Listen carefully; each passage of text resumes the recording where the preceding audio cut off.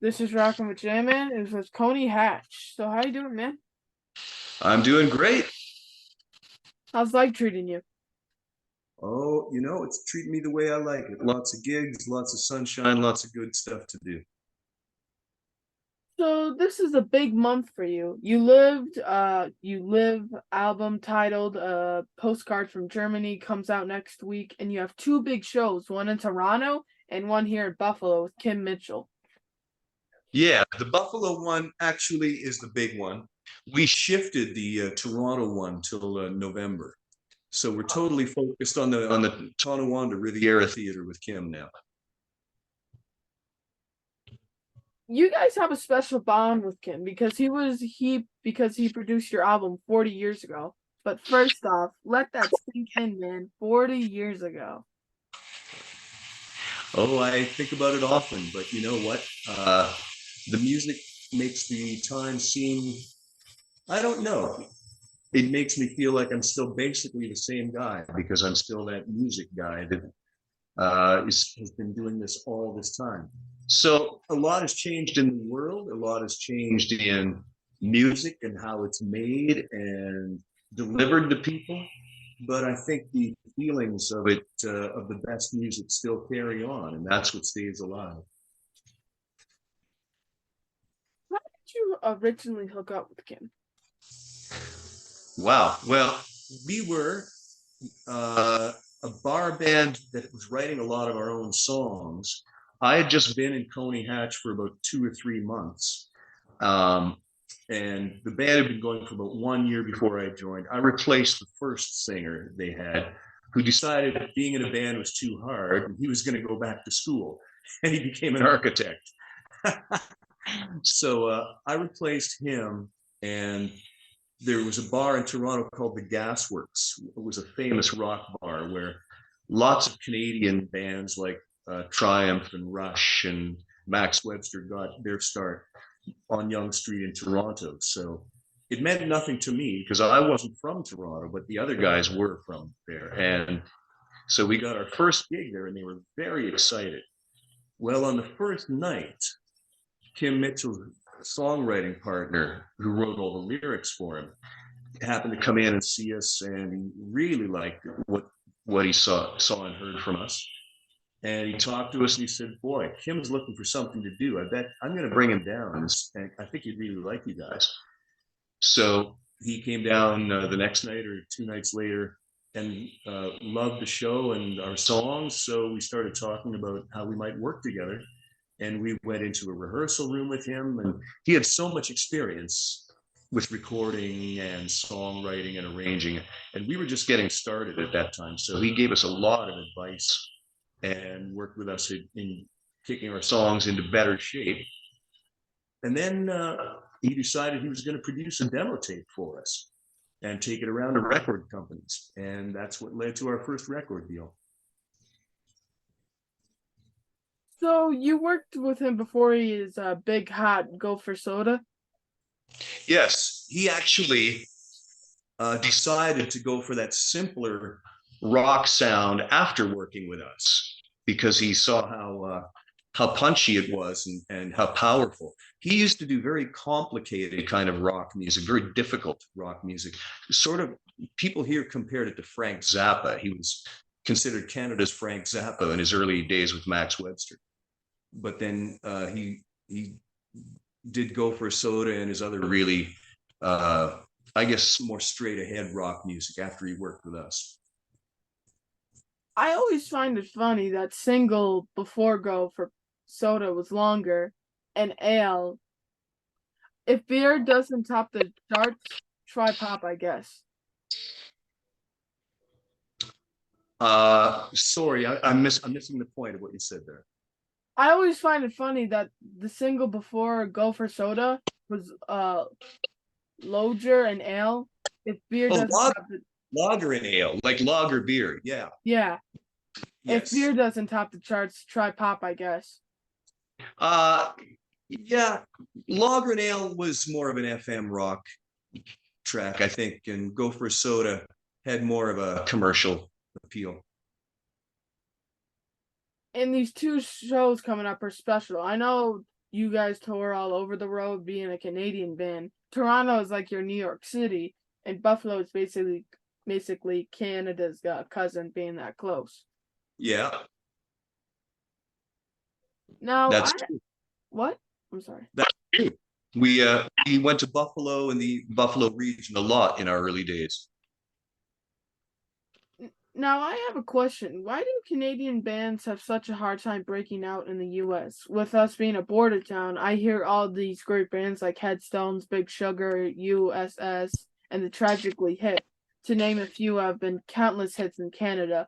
But unless you're a border town, the US really does not know them at all.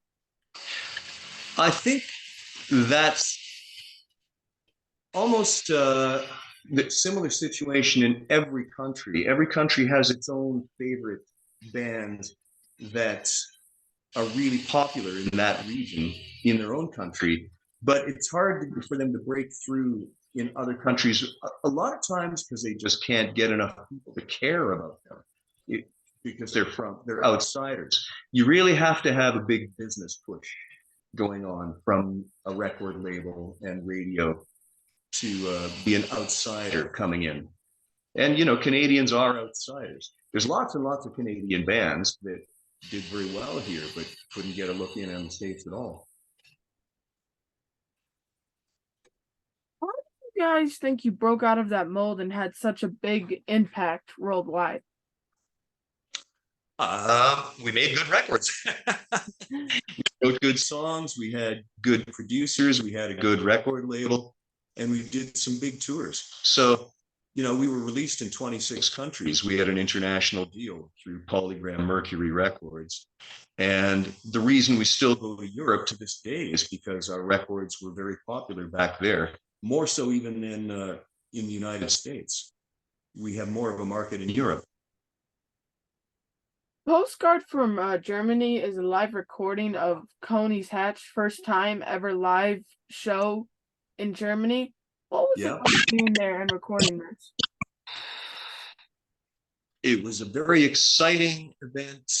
We were surrounded by, the place was filled with fans who loved our music, and some had been waiting 25, 30 years to see us and finally had the chance. It was a lot of energy in the air, a lot of excitement, and we were ready for it. We just kind of exploded into this show that night, and it really felt great. A lot of power. Now, this is not the first time you released a live album. How much pressure is it to have the perfect set that night of recording? Uh, well, in our case, the German album, I was the only one that knew we were recording. I didn't tell the other guys, and so they weren't feeling pressure. They just wanted to do the show as well as we could for the audience sake. Sometimes it's better if people don't know. But so pressure can either inspire you to do something great if you're ready, or it can make you wilt if you're not ready and not confident. So pressure can work as a positive or a negative. If it went bad, would you just record a different show? No, I'm very happy with the show we recorded. I probably could have sung a couple of the songs a little better, or a couple of notes here and there that I'd like to repair. But the energy of the show was amazing. The fans were amazing. That was a great one to capture. Now, one of the new tracks is Heaven's on the Other Side. Does that song reflect on your accident? No, that song really has nothing to do with my experience. I didn't write that one. My partner, Andy Curran, the bass player in the band, who also sings some of the songs, wrote that one. That is really just, I think, more of a general philosophical outlook. When things get tough, don't when you're going through hell, don't stop there. Keep going. The song I wrote and recorded with the band for the new album and sang was called "It's About a Girl." I know it had to be terrible, and of course, the first thing you thought of was getting better first, but and foremost. But how did you get afraid you might not ever get to be in a band again? Um, well, I was in a band at the time. I was the singer of the Guess Who, and Coney Hatch hadn't done anything together in years at the time of my accident. Probably 6 or 7 years since we played a show together. We all got in other directions, but I found that I was motivated to get back to the band I was in at the time. And that actually didn't work out because I wasn't well enough to return to the Guess Who. So they had to move on without me, which was a very hard pill to swallow. But it was greatly motivating to me to do all the work that I needed to get better. And when I was in a coma in Australia after my accident, I did hear from my old friend Andy Curran from Coney Hatch, who said to me, "Carl, they held the phone up to my head, to my ear. And even though I was in a coma, I remember him saying, 'Come on, Carl, you have to get better. The Hatch has more rocking to do.'" And I remembered that when I woke up. So eventually, after a couple of years, we did get back together and play start playing together again. What is it like having everyone back together again? I know the band has some lineup changes throughout its career, but are you happy with it? Oh, well, the three of us that are still from the original band, we've been friends for 42 years now. And so that's just a fun thing to be with long time. Nobody knows you like your old friends know you. And we just have a really great time just being with each other. But after playing together for all these years, there's just a strong power in the sound we make that only these people can make. You change any one of them and it's a different sound. And then the guitar player that we replaced, that we brought in about, when is it, 10 years ago, just about, he's a perfect fit for the fourth wheel on the tank, on the car. He's just a great guy and he plays beautifully. And so it's a really nice lineup. Yeah, we're very happy with the people in our band. How did you hook up with the Guess Who? Uh, well, I was in Toronto. First of all, it came through contacts. Everything in the music business comes through contacts. You meet other musicians, you audition for things, you meet managers, you meet road crew, you meet other singers and players, and you talk and you remember each other if you like what the other guy does. So the piano player who was in the Guess Who at the time, they called me. He lived in Toronto at one time. Coney Hatch used to rent his cube van to take our gear around. He wasn't in the Guess Who yet at that time. So he joined the band, and then they needed a singer, and he said to them, "I think my friend Carl could do this." So they called me, and it was a perfect, because I grew up listening to his records when I was a kid, and it was one of the things I used to sing along to learn how to sing rock music. And I know after the accident they had to move on, but do you think you would ever tour with them again? Oh, I think so. The situation is, everybody's still active, still playing. So I'm still on their emergency call up list. I did a couple of emergency shows with them in 2016 where the guy that had replaced me couldn't make it.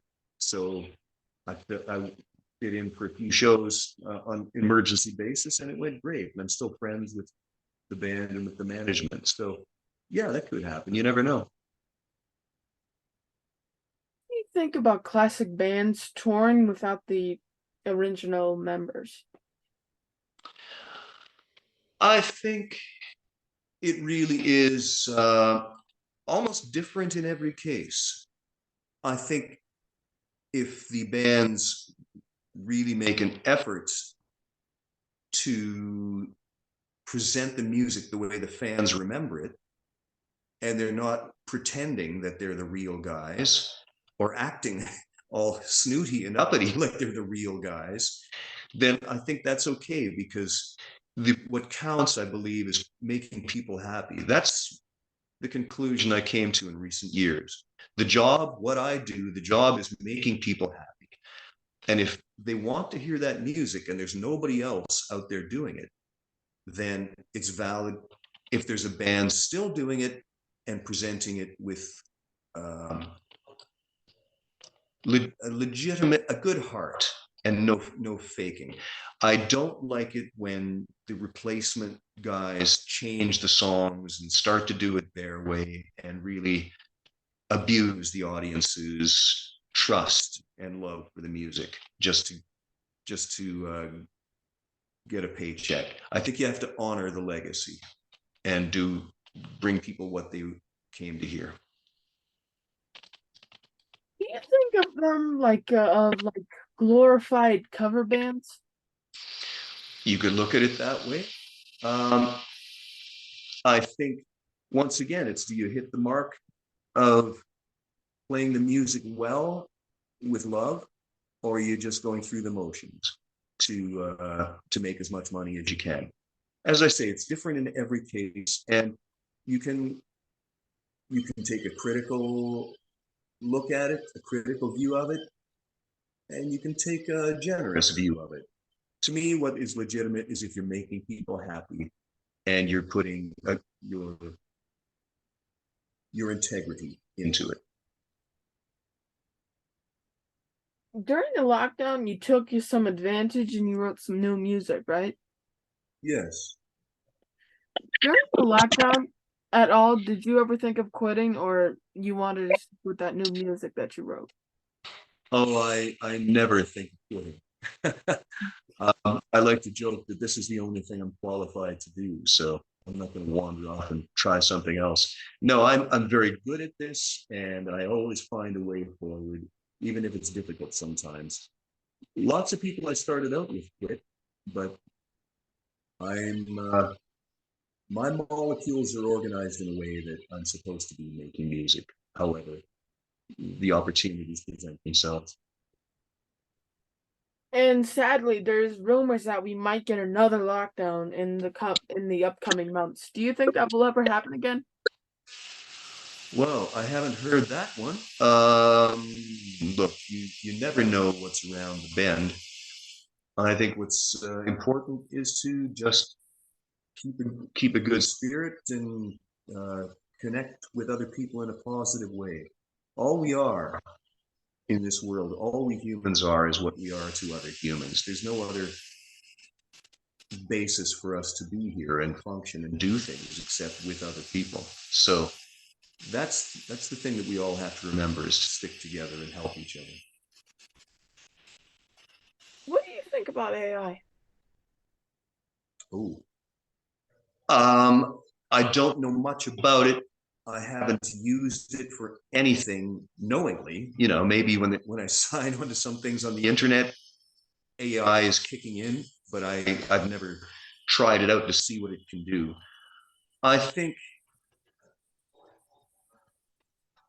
it's probably going to be just like another technological advancement that alters the landscape, but there will never be a substitute for people expressing their new thoughts, their ingenuity, and their artistic feelings. Machines can't do art; they can only replicate art that they've been taught to recognize. They cannot create new um, thoughts to reflect the current day in the society. Only living artists can do that. What's the best venue you've ever played? The best? Uh, um, well, I suppose the Sweden Rock Festival in Sweden. We were just there in June, and that's one of the best managed rock festivals anywhere in the world. I love that for but it's a big outdoor setting. Indoor places. mm, I love the Montreal Forum where the Montreal Canadiens used to play, but it's torn down now. I love Maple Leaf Gardens, but that's closed now. I loved some of the big NHL rinks that we used to play on some of the big tours we were on. I love the Riviera Theater in Tonawanda. I think that's a wonderful place. Between the backstage, the stage itself, the decor, and the old pipe organ that's in there, it's a great venue. And what's the worst venue? Oh, gee, there's so many rotten ones around the world. But I don't think a lot of the worst ones survived into the modern era. When there were so many rock bars and live music bars on every corner, even the crummy places could stay open. I will say the worst one ever, if I could think of it, maybe there was a crummy place on Port Jefferson, Long Island, that we played back in 1983. Yeah, that would be it. Do you have a ritual before you go on stage? Not really. I do a little stretching. I do a little vocal warm up. If I'm doing a lot of shows, I don't need to do much warm up because I'm already kind of in the vibe of being ready to sing. But if I haven't sung for a while, then I do some warm ups, singing exercises, and I think probably have a little quiet time just to gather my thoughts and focus on having a good show. And definitely, I connect with the other guys in the band, and just my motto has become, and I share with the other guys, we're not going for perfect, we're going for great tonight. And that's what I like. That's what I live by. There's only one way to be perfect, but there's so many ways to be great. Ever have a crazy interaction with a fan? Oh God, millions. Yeah, there's any stupid thing you can think of. Some fan has done it. I will tell you the dumbest one that stands out in my mind is the autograph lineups that you do after almost every show. This was with the Guess Who, and some people were so excited, and I was the lead singer, and they were just so excited to meet me, and they wanted me to take a black Sharpie pen and autograph their baby on Where? its skin. This was Oh, somewhere in I think in Louisiana or someplace. I said, I am not autographing your beautiful pink baby. I will autograph the diaper if you really want me to do something with the baby. But no, I am not signing your baby's skin. So that's probably the silliest one. like actually, that's like since it's a baby and they don't like know what those feelings are. That's actually like really dangerous for them if you ever did something like that. Well, only an idiot would have done it. So yes, I was not participating in their stupidity. So yes. What is your favorite memory from playing a show?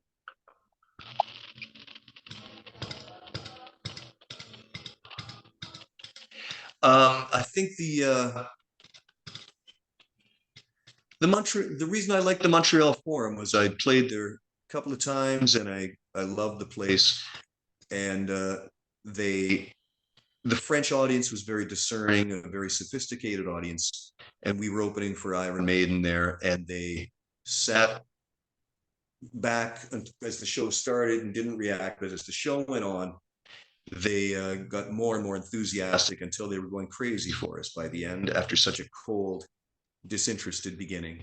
And they demanded an encore, which the opening act doesn't normally get. But the Iron Maiden guys were great guys, so they let us do it. What's the worst? Again,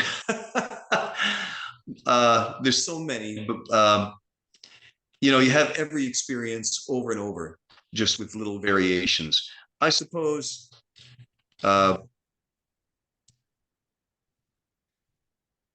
a recent event where I had very poor on-stage monitors for my singing and could not hear anything. And I'm a trained singer and I never lose my voice. But in this case, it was such a stressful situation that I did lose my voice for days afterward. And I was so upset about it because we're past the point where you should have poor equipment wrecking your performance. So that's just from a couple of years ago. That one is still, I guess, in my memory. What is next for you? What's next for me? I have a party for a car dealership's 100th anniversary where they've hired me and my band to perform up here where I live in Halliburton, and Coney Hatch next week, and out to New Brunswick to do a couple of solo acoustic shows the week after that. Fundraiser the week after that to help the hospital here buy a CT scanning machine. I have a group of my other friends that are former Guess Who members that's called the Guess Who Alumni Band, and we're doing shows with that. I go to the Hard Rock Hotel in Orlando every Christmas to do a show there, Carl's Christmas show. So that's coming up in December. All kinds of great things on the calendar. How do my followers follow you? How do what? I'm sorry? How do my followers follow you? Aha! I have a website, carldixon.com. I have a Facebook page, Carl Dixon Music. And there's a Coney Hatch webpage as well. So your followers are welcome to join in on any of those and drop me a message. I'm always happy to hear from people and answer what they want to know. Do you have any cool merch? I think it's cool. I have a great logo that we designed. My wife designed for me.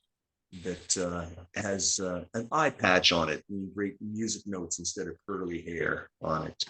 And so that I'm pretty convinced is nice stuff. You know you're gonna have to hook up your boy with some fresh gear, bro. Come on, man. Send me an address and I'll send you something. Thank you, man. Appreciate it. All right. Well, this has been fun. I actually am at a party here going on in the background, so they're all waiting for me to join them. So I'll excuse myself, but this was very enjoyable. Thanks for the well-researched questions. Yeah, thank you, man. It's been a pleasure. Thank you for being on my show. And I hope the next time we talk is at the backstage on one of your shows. It's been a pleasure, man. Thank you. Thanks. Bye. All right, Jim. Bye now.